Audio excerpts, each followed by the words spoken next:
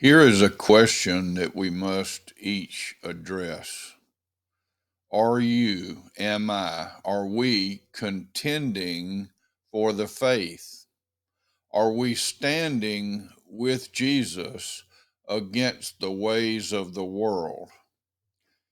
You know, Jesus said, I didn't come to bring peace, but a sword to turn um, husband against child and child against brothers and sisters and so forth.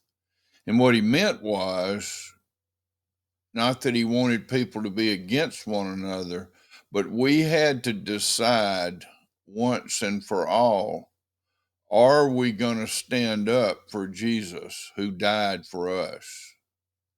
Are we going to contend for the faith? Are we going to stand in the face of opposition? Are we going to stay the course when other people do not? So that's a question that every one of us has to answer. I have failed in many ways, and I continue to struggle, as does everyone who will be honest about their place. But by God's grace, I am still standing, and by God's grace, I will continue to stand until He calls me home. Now, how do we contend for the faith? I heard a pastor that I appreciate and really respect greatly say, he said, I said to my homosexual friend, would you be nice to me? And he says, what do you mean? He said, well, you want me to be nice to you and to love you, and I do, and I am. But I want you to be nice to me also. And he says, well, what does that mean? And the friend held up the Bible and said, I have to say to you what God has said to all of us in His Word. I cannot change what God has said in order to make you happy. I have to stand for the faith. I have to stand on the Word. What if people decided that they were going to not stand for certain truths, but they would just kind of get along and go along? Just for example, what if the air traffic controllers would say to a pilot, hold steady on your current course at 8,000 feet altitude? And the pilot said, well, what do you mean by 8,000 feet? Do you mean it would not be good? There is objective truth. And the truth is not about me, it's not about you, it's about Jesus. He said, I am the way, the truth, and the life. No one comes to the Father except through me. Many people say, well, Jesus was a good person, but I just don't like certain things that he said, like, I am the only way.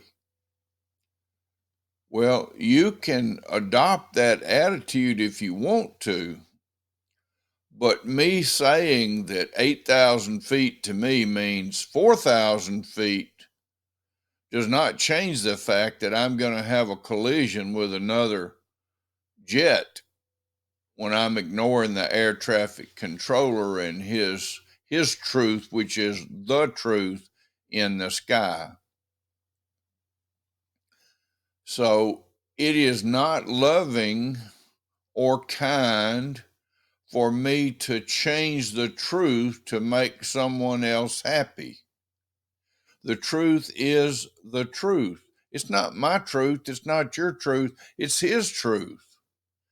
It is God and God alone who has created us and made us and placed us here and given us the key to life. And His key is not about harming us or restricting us, but allowing us to live a wonderfully full life, not without trouble, but with peace that attendeth all our ways, when peace like a river attends our way, or when sorrows like sea billows roll. Jesus has taught us that when our trust, our hope is in Him, when we've been born again and we're looking to Him and we're leaning on Him, we can say in all circumstances, it is well with my soul. And that's the message we want to speak to other people. We have to contend for the faith. I want to read briefly from Jude, who said, "Beloved, although I was very eager to write to you about our common salvation, I found it necessary to write appealing to you to contend for the faith that was once for all delivered to the saints." Are we contending for the faith, or are we folding in the face of what's popular sentiment in the world around us? We should not desire to be liked, but to be honorable before God. Now, I said earlier, and I'll say again, of all the people I know who have fallen flat on their face, I'm at the head of that list. But thanks be to God that His grace is sufficient, and He calls us out of darkness into light. And are we willing to contend for that faith? Again, back to Jude, picking up with verse 5. Now I want to remind you, although you once fully knew it, that Jesus, who saved a people out of the land of Egypt, afterward destroyed those who did not believe. And the angels who did not stay within their own position of authority, but left their proper dwelling, He has kept in eternal chains under gloomy darkness until the judgment of the great day. Just as Sodom and Gomorrah and the surrounding cities, which likewise indulged in sexual immorality and pursued unnatural desire, serve as an example by undergoing a punishment of eternal fire. We stand issuing a code blue, or we should be issuing a code blue. We could say, let's don't issue a code blue. Let's just say, hey, we need to do a little better. That doesn't work. When the code blue flashes and the crash carts are called out, everything is on the line. Well, code blue, we need to stand for the faith. We need to stand in Jesus, who said, I am the way, the truth, and the life. No one comes to the Father except through me. Amen.